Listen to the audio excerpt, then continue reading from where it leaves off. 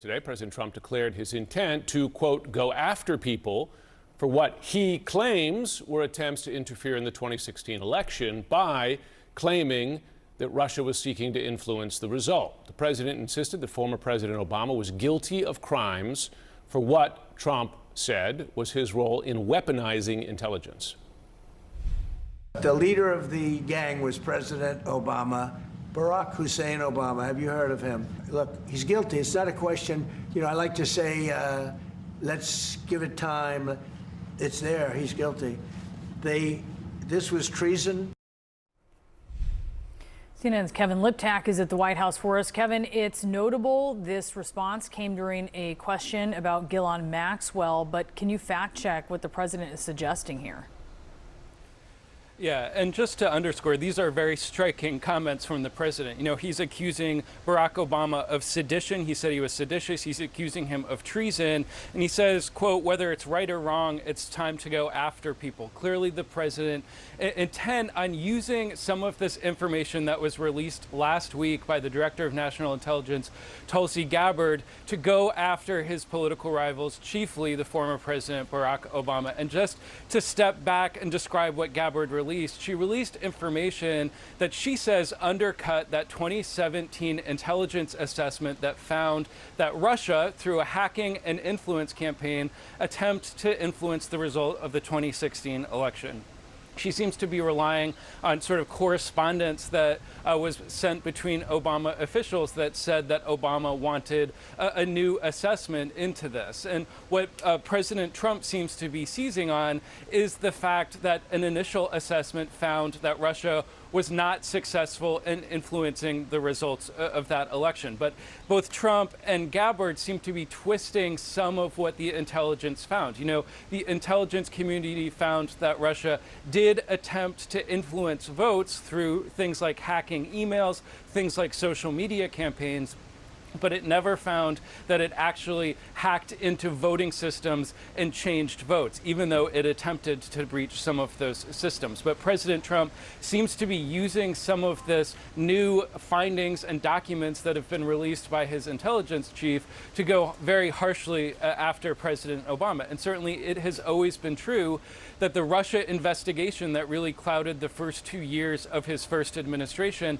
has long been in his head as an attempt to undermine his legitimacy. He has repeatedly called it the Russia hoax. Now the president seems more intent than ever on going after some of the people who he thinks were responsible for it. And just over the weekend, we saw him post quite a striking AI-generated video of President Obama in the Oval Office being arrested by FBI agents.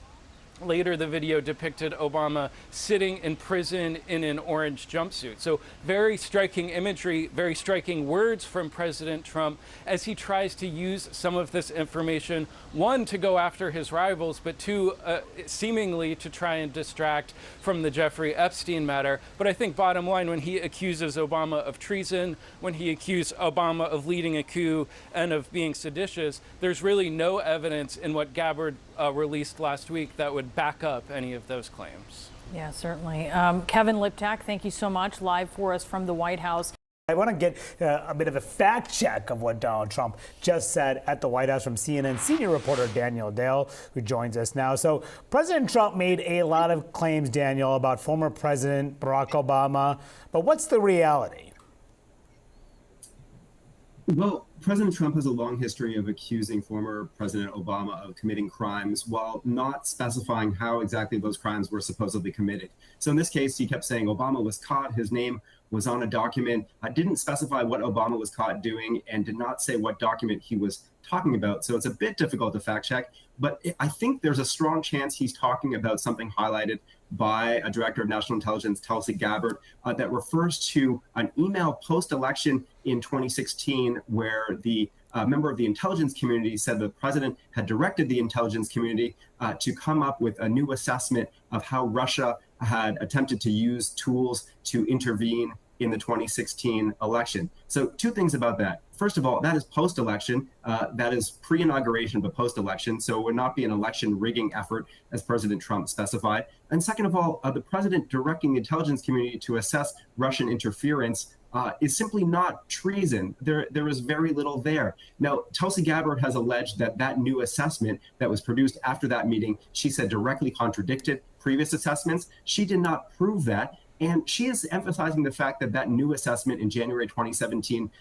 did not find that that previous assessments did not find that Russia had altered the election results, altered vote counts. Well, the new assessment didn't either. What the new assessment found was that Russia engaged in hacking operations targeting Democrats, had engaged in influence operations online to attempt to alter the results in favor of Trump to hurt Clinton. That is not contradictory as far as we know. And a GOP-led Senate Intelligence Committee review of this found that these conclusions were correct and that there had not been political interference by the Obama administration. So look, there continues to be analysis by this current administration of what happened back then. But what we have so far from Ms. Gabbard, from President Trump, simply does not come close to proving that President Obama committed any crimes here.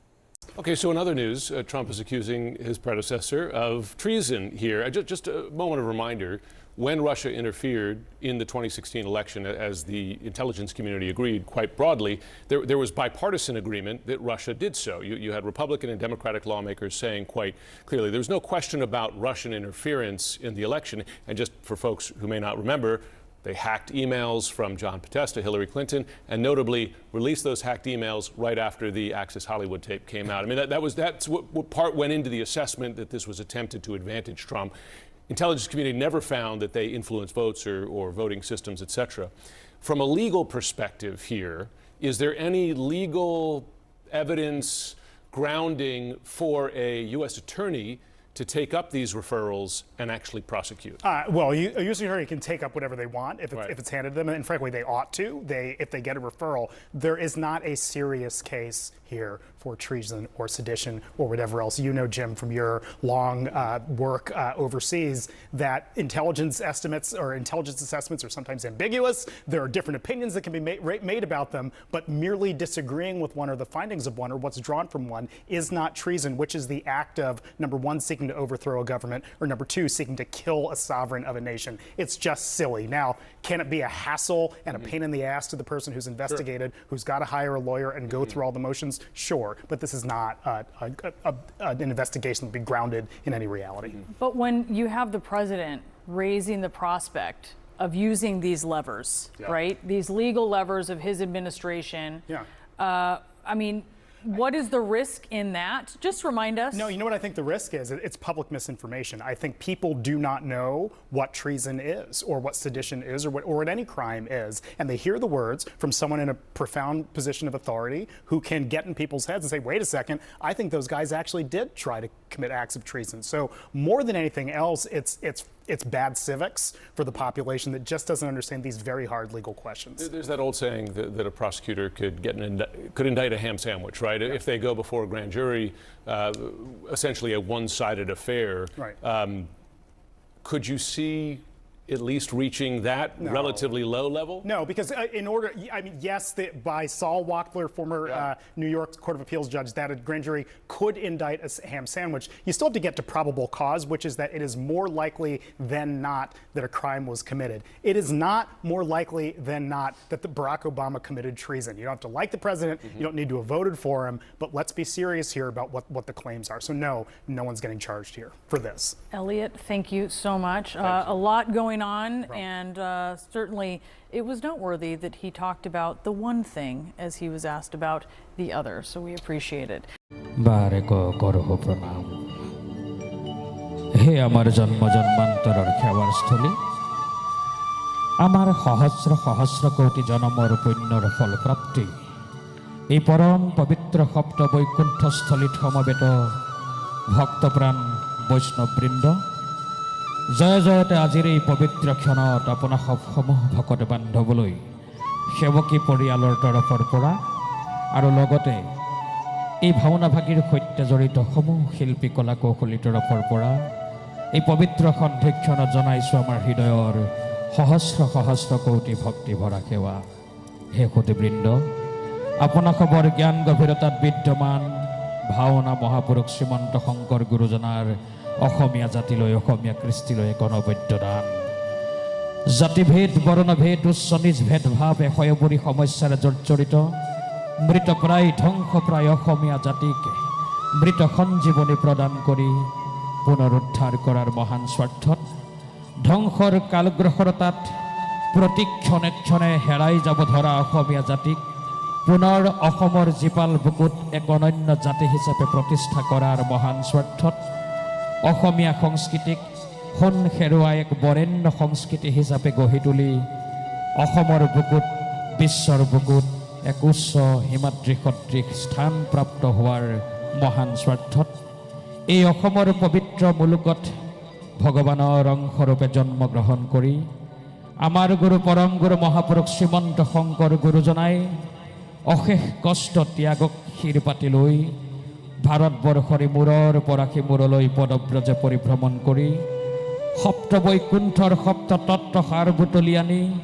সংস্কৃতিৰ যি মেটমৰা ভঁৰাল সংস্কৃতিৰ যি অক্ষয় ভাণ্ডাৰ অসমৰ জীপাল বুকুত প্ৰতিষ্ঠা কৰি থৈ গ'ল গুৰুজনাই অসমীয়ালৈ উপহাৰ স্বৰূপ আগবঢ়োৱা সংস্কৃতিৰ সেই অপূৰ্ব অক্ষয় ভাণ্ডাৰৰ সৰ্বোত্তম উপাদান মুকুতা সদৃশ উপাদান হৈছে আমাৰ প্ৰাণস্বৰূপ ভাওনা ভাওনা কেৱল মাত্ৰ এক মনোৰঞ্জনৰ মাধ্যম নহয় ভাওনা নহয় কেৱল এক দৃশ্য শ্ৰব্য অনুষ্ঠান মাথোন ভাওনা নহয় কেৱল চকুৰ তৃপ্তি ভাওনা নহয় কেৱল আত্মাৰ সন্তুষ্টি ভাওনা হ'ল অসমীয়া জাতিৰ প্ৰাণ ভাওনা হ'ল প্ৰতিজন অসমীয়াৰ হৃদয়ৰ এক অভূতপূৰ্ব স্পন্দন ভাওনা হ'ল অসত্যৰ বিৰুদ্ধে সত্যৰ অন্যায়ৰ বিৰুদ্ধে ন্যায়ৰ অধৰ্মৰ বিৰুদ্ধে ধৰ্মৰ এক চিৰসেউজ জয়গান সাতোটি বৰসবাহৰ মূল এভাগী ভাওনা হ'ল জাতি